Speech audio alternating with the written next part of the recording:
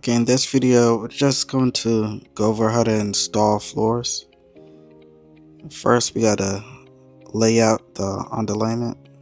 Just use a razor to cut it to length. And now we gotta install the floors in a staggered pattern. So it's usually 3/3, 2/3, and then 1/3.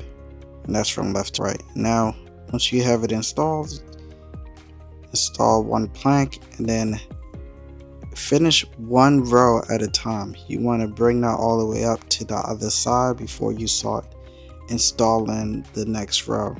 The reason for that, it may bend, so you want to have it all the way to the other end before you start on the next row.